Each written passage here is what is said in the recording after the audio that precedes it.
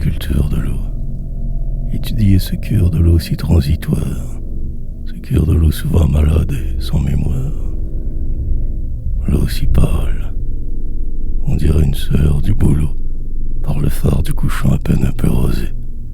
Mais, dormante, elle rêve à d'orageuses mers, et, somnolente, elle est la grande névrosée, en qui se plaint sans cesse un écheveau de nerfs. Fil caché, fil souffrant ramifié en elle, et qui parfois en des frissons du remous, crispe sa nudité d'une douleur charnelle. Mais le mal est au cœur qui s'afflige dessous, cœur impressionnable et sous trop d'influence, puisque le ciel, jusqu'aux plus minimes nuances, rêve d'y transvaser son infini changeant.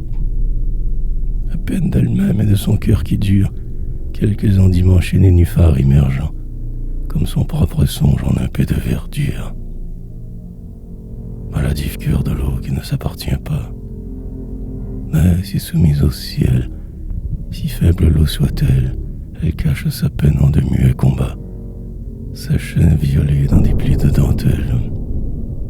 Pourtant on la devine en proie à l'idéal, et qu'elle a les longueurs, sous ses ondes mobiles, des filles de 13 ans qui deviennent nubiles. Et l'on dirait aussi que, parmi l'eau, le mal, mystérieux d'une puberté s'élabore, trouble, frisson, pâleur, et moi d'on ne sait quoi, quand chaque nénuphar comme un sein vient d'éclore, c'est un nouveau-né, tout gonflement qui se tient quoi.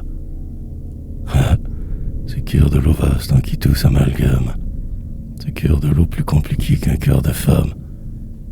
Il faudrait pourtant bien un peu l'analyser. Ouais, mais l'eau ne veut pas que quelqu'un la révèle, et brusquement tous les décors sombrent en elle, dans un grand coup de vent, troublant comme un baiser. Et la voilà, pour que rien d'elle ne s'avère, qui s'est enfuie au fond de sa maison de verre.